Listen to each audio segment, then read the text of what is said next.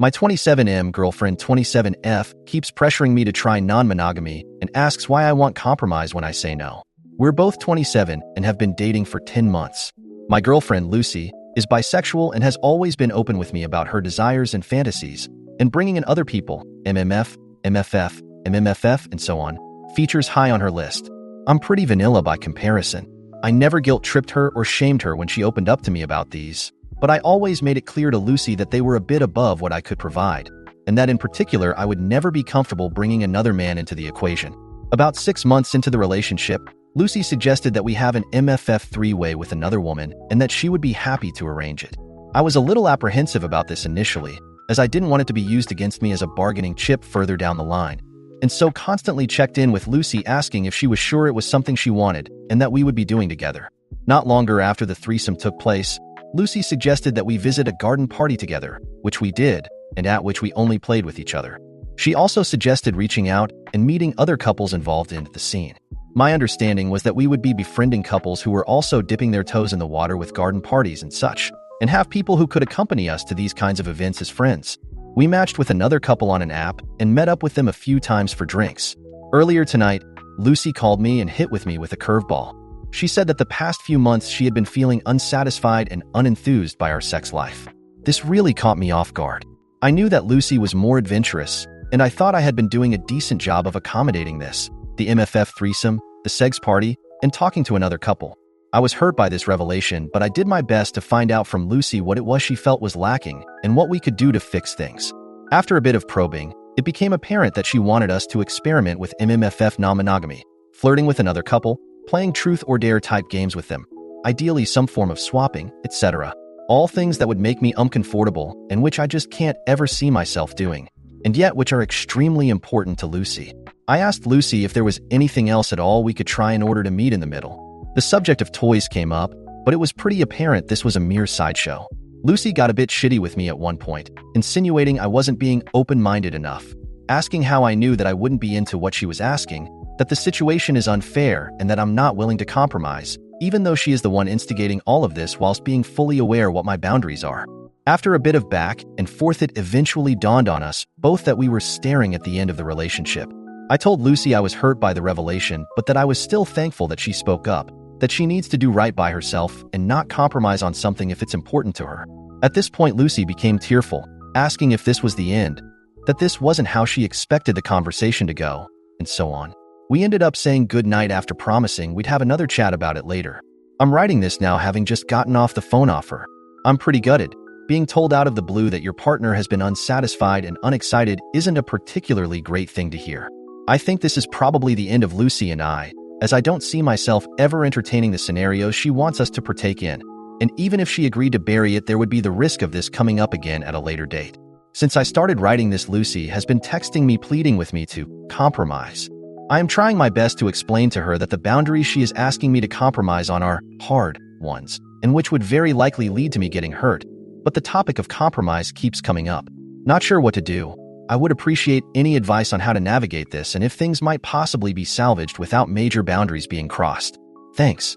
TLDR, OP's GF keeps nudging him to try forms of non-monogamy he isn't comfortable with, claims he needs to compromise when he pushes back. Potentially a relationship ender, but OP wants to know how things might be salvaged. Relevant comments. Commenter. Her idea of compromise is you doing everything she wants now and in the future. Do not compromise on something that will affect your mental health, and believe me, buddy, if you get to see her being screwed by another man, you will take a long time to get over it. You two are not compatible, it's just that simple. Commenter. What's the compromise between monogamy and non-monogamy? There isn't one. You can't do half monogamy. It's all or nothing. OP made a little edit to the original post.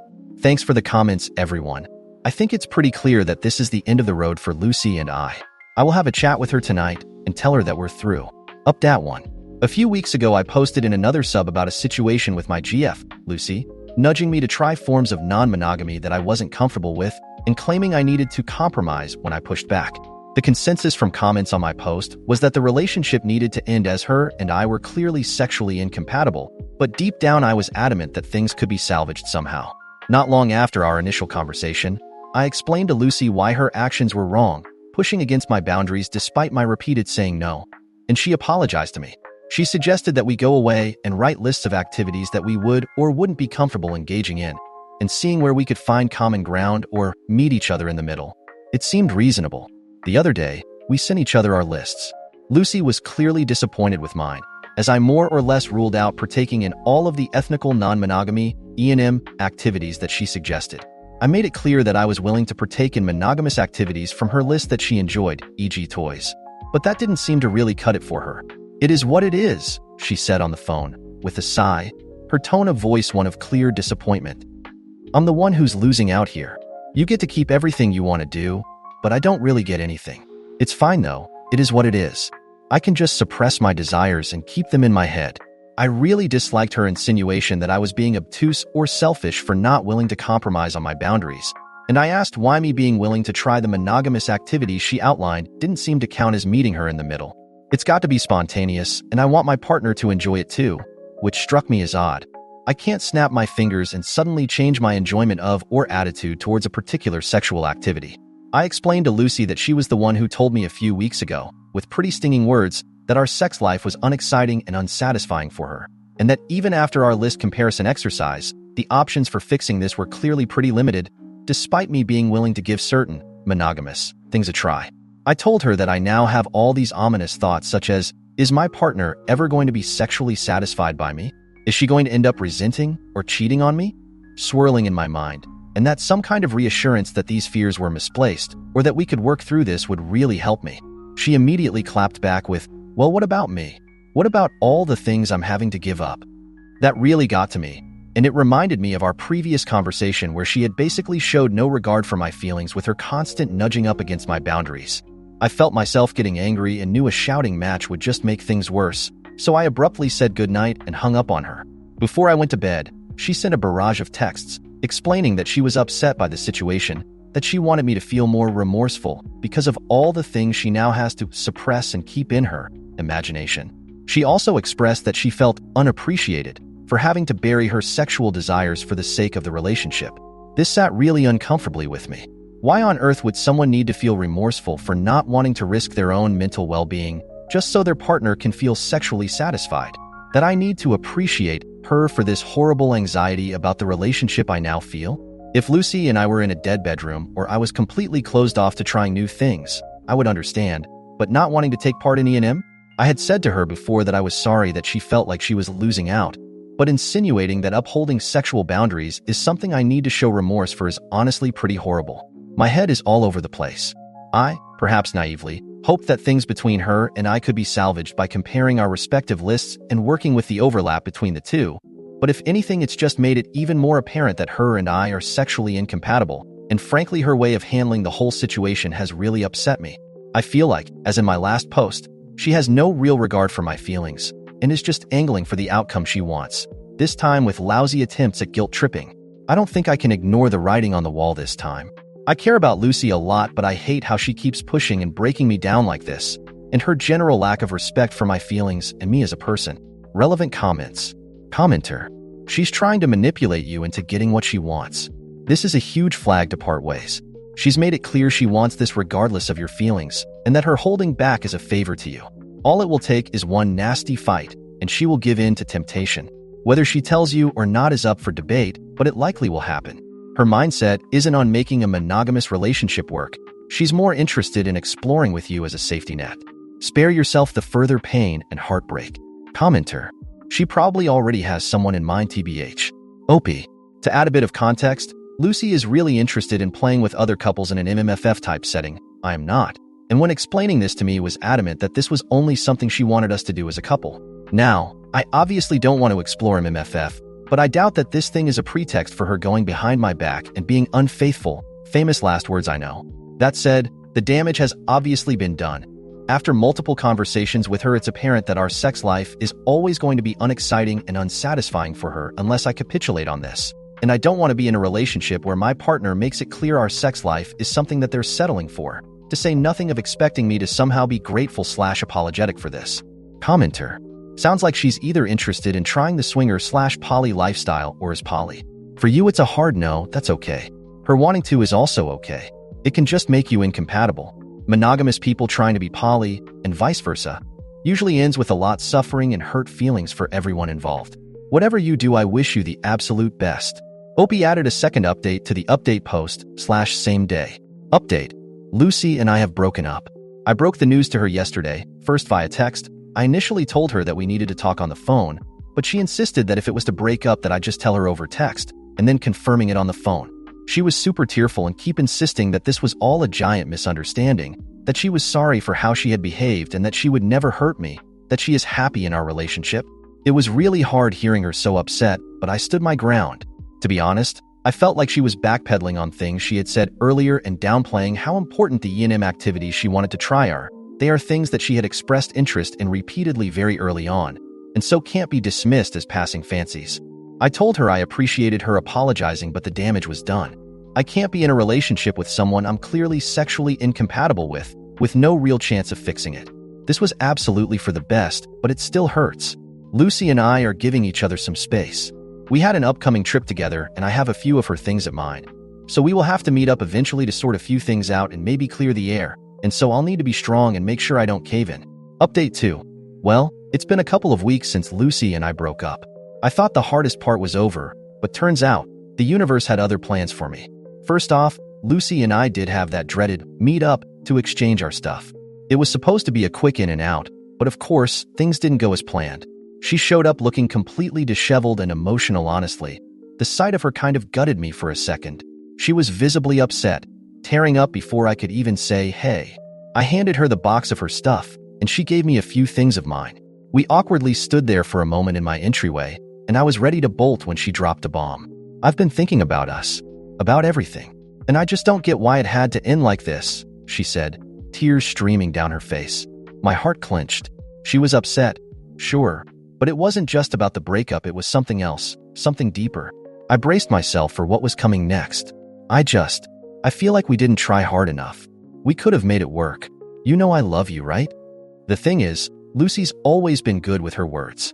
She knows how to hit where it hurts, and I couldn't deny that part of me still cared about her deeply.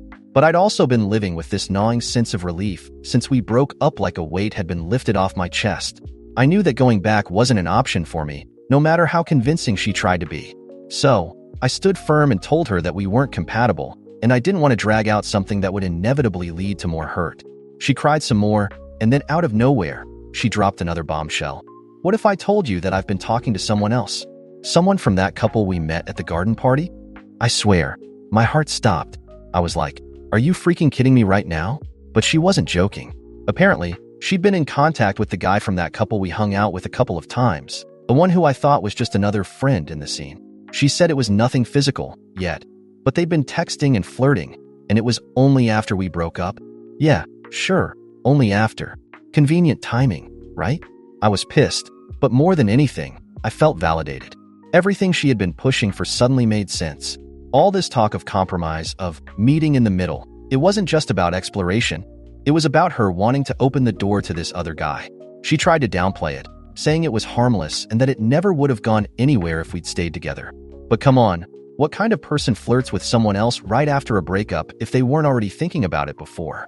It took everything in me not to snap. I told her that this just proved we were never on the same page, and that I didn't want to keep discussing it. I needed space to process everything. She was crying harder by this point, saying she never meant to hurt me, but honestly, I couldn't even look at her anymore. The whole thing felt like a betrayal, even though we were technically already broken up. She left after that, and I was left standing there in my apartment, just staring at the door like, what the hell just happened? So, yeah, Lucy's officially out of my life, and I've been trying to focus on healing, but now I have this bitter taste in my mouth about the whole situation. It's weird at first. I thought breaking up with her was the toughest part, but now, it's this nagging feeling of being played, of not knowing who she really was underneath all the let's compromise talk. On the flip side, I've realized something important. I'm done with bending over backward to try and make things work when my gut is screaming that it's wrong. I was never comfortable with the things she wanted, and I'm done feeling guilty for that. If anything, this whole mess has taught me that boundaries aren't something you compromise on when they're tied to your self-worth and emotional well-being. Anyway, I'm not looking to jump into anything new for a while. I'm still unpacking all of this. Maybe I'll try therapy. Maybe I'll just dive into work and focus on myself for a while. Who knows? But here's the kicker: just when I thought this was all behind me, I get a message from the other couple, the woman this time. She reached out, saying she heard about what happened between Lucy and me. Apparently, her partner had mentioned Lucy was single now, and she wanted to catch up. Yeah, that's not happening. TLDR, Lucy and I met up to exchange stuff after the breakup. She admitted to flirting with the guy from the couple we met at the garden party after we split. Now, I'm questioning everything, but at least I'm clear on one thing. This relationship was never going to work, and I'm done compromising on my boundaries. Update 3. Well, I guess this is it. I didn't plan on writing another update, but some things went down that I just can't leave hanging in the air. A few days after I got that message from the woman in the other couple, let's call her Sarah, I was feeling uneasy. I had no intention of getting involved with her or anyone else tied to Lucy's world, but curiosity got the best of me. I ignored the first message, but Sarah didn't stop there. A few more texts trickled in, polite but persistent. She wanted to clear the air and talk in person. I wasn't interested, but eventually, I agreed just to get her off my back. We met at a coffee shop. I expected it to be awkward, but Sarah came in hot. No small talk, no pleasantries. She dropped her stuff on the table, slid into the chair across from me, and said, "I know what's been going on with Lucy and her boyfriend." Cue my confusion. Going on? I asked. She leaned forward, whispering like we were in a spy movie. "I think she was seeing him before you guys broke up." My stomach flipped. Wait, what? I thought you two were into, like, the whole poly thing or whatever. Sarah laughed bitterly. Oh, we were. But that doesn't mean you can go behind people's backs and sneak around. I wasn't cool with it. He's been weird for months.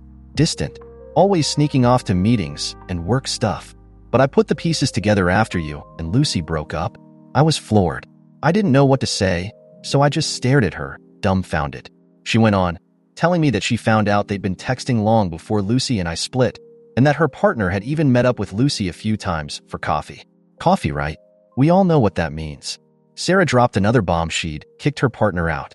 She was done with him, done with the scene, and done with Lucy's lies. Turns out, Lucy had been angling for more than just experimenting with me. She had been trying to rope Sarah's boyfriend into a full-on relationship on the side, using the whole couple swinging thing as a smokescreen to keep it under wraps. I left that coffee shop feeling a strange mix of vindication and disgust. I thought I'd escaped with just a broken relationship and bruised ego, but it turns out Lucy had been playing me from the start. All those talks about compromise and meeting in the middle, they weren't about our relationship at all. She had her eye on the prize the entire time, and it wasn't me. I was just the guy standing in the way. It's funny though, as pissed off as I was, part of me also felt lighter. Knowing the full story, knowing that I hadn't been crazy or overly paranoid, gave me some closure. But I wasn't done yet. I had one last loose end to tie up, and I wasn't going to just fade into the background. That night, I texted Lucy. I told her we needed to talk. I knew she wouldn't resist. She probably thought I was coming back around. Maybe she thought I was missing her. Whatever she expected, she didn't get it. When we met up, she looked nervous, almost hopeful. It was strange seeing her like that, all smiles and acting like nothing had happened. I didn't waste time. "Do you have something to tell me?" I asked, staring straight into her eyes. She looked thrown off, tried to play dumb. "What do you mean?" I told her everything Sarah had spilled, every detail. I watched her face as the color drained from it, as she stammered for an explanation, but the truth was out. She'd been caught. She tried to play it off at first. It wasn't that serious. We weren't really doing anything behind your back, but I could see the cracks in her armor. This wasn't just her being adventurous or sexually frustrated. She had been planning to push me out the entire time. "You never really wanted this to work, did you?" I said, voice calm but firm. "You were just looking for an excuse to bring him in, to justify cheating, and you tried to make me feel guilty for saying no." She finally broke down, tears streaming down her face, sobbing that she was confused, that she didn't know what she wanted, that she loved me and thought maybe we could figure it all out if we just tried harder. But I was done. "No, Lucy," I said, standing up. "You don't get to cry your way out of this one. You don't get to play the victim. You've been lying and manipulating this entire time. I'm done being your safety net." And with that, I walked out. I blocked her on everything after that. No more texts, no more late-night calls, no more back and forth. I was free, and it felt good. There was no dramatic showdown, no fiery explosion. Just me finally taking control of the situation and walking away. As for Sarah, we haven't spoken since that day at the coffee shop. She's dealing with her mess. I'm dealing with mine. Life moves on, right? I've thrown myself back into work, picked up a new hobby. Hello, rock climbing, and started spending more time with friends. I'm taking things slow, not looking for anything serious right now. I'm out of the game. I'm done playing. TLDR. Met up with the other couple's girlfriend, Sarah, who confirmed that Lucy had been sneaking around behind my back before we even broke up. Confronted Lucy, who tried to downplay and backpedal, but I stood my ground and walked away for good, finally feeling free and ready to move on.